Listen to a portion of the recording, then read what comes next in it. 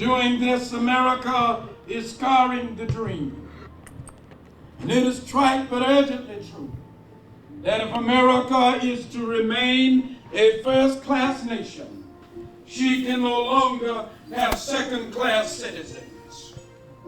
One day, we will stand before the God of history, and we will talk in terms of things we've done. We will talk of building skyscrapers to kiss the sky. We will talk of building submarines to penetrate oceanic depths. We will talk of carving highways through the stratosphere, building planes that dwarf distance and place time in chains. But it seems that I can hear the God of the universe saying, "You did all of that, but I was hungry and you fed me not. I was naked and you clothed me not.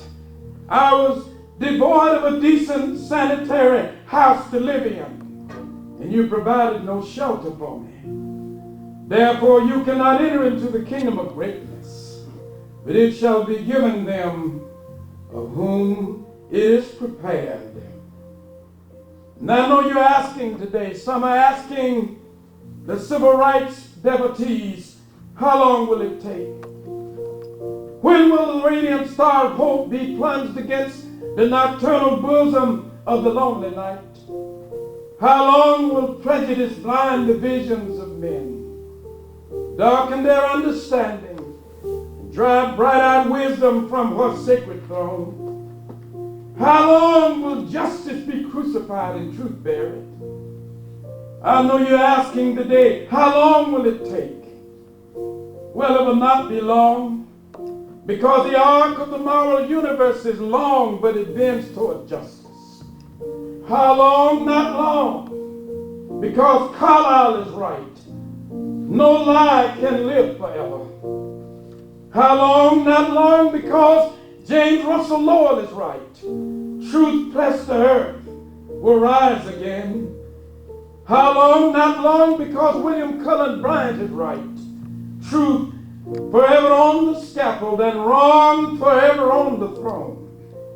Yet that scaffold sways the future, and behind the dim unknown standeth God within the shadow, keeping watch above his own.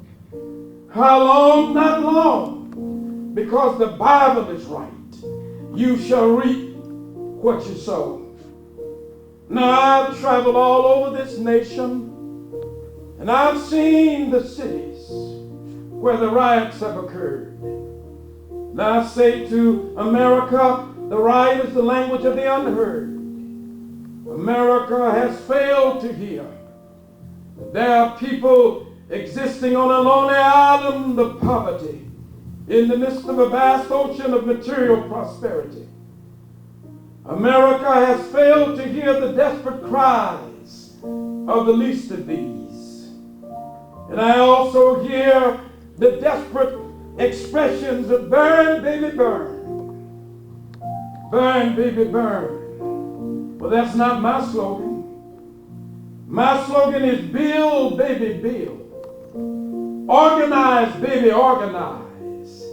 Learn, baby, learn, so you can earn, baby, earn. That's my slogan.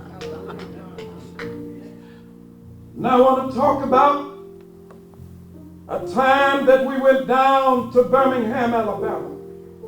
Had a movement there. And we met a police commissioner by the name of Eugene Bull Connor. Connor got his dogs. But he soon discovered that we had something within that dogs couldn't bite. He got his water hoses. But some of us were Baptists and we've been immersed. Some of us were Methodists and we've been sprinkled. So Connor soon discovered that we had a fire burning in our souls that water couldn't put out. And so we transformed Bull into a steer. And the walls of segregation came tumbling down in Birmingham, Alabama. I hear people say all the time, you cannot legislate morality. And I agree. The law can't make a man love me. Religion and education must do that. But it can keep him from lynching me, and I think that's pretty important too. So I say to you this afternoon, don't give up. Don't lose hope. God is not interested merely in the freedom of brown men, black men, and yellow men. God is interested in the freedom of the whole human race and the creation of a society where all men can live together as brothers and sisters. The doctrine of black supremacy is as dangerous as the doctrine of white supremacy. You never solve one problem of tyranny by substituting a new tyranny. And I say that we one day will realize that we're all tied together in a single garment of destiny, bound by an inescapable network of mutuality, and what affects one directly affects all indirectly.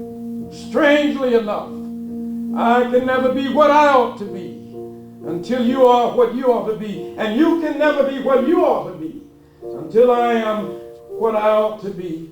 John Donne caught this years ago and placed it in graphic terms.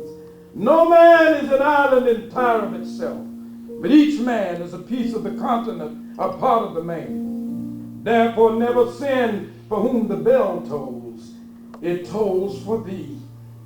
One day the glory of the Lord shall be revealed, and all flesh shall see it together. Jews and Gentiles, Protestants and Catholics, those who are poor and those who are rich, those who are shackled by the manacles of segregation and discrimination, and those who have the power to be transformative in America. One day we will understand that we have learned to fly the air like birds and swim the sea like fish, but we have not learned how to walk like brothers and sisters on earth. One day we will come to see that we must learn to live together as brothers and sisters, or we will perish together as fools. One day every man and every woman will sit under his and her own vine and fig tree, and we will beat our swords into plowshares and our spears into pruning hooks. Nation will not rise against nation, neither shall we study war anymore.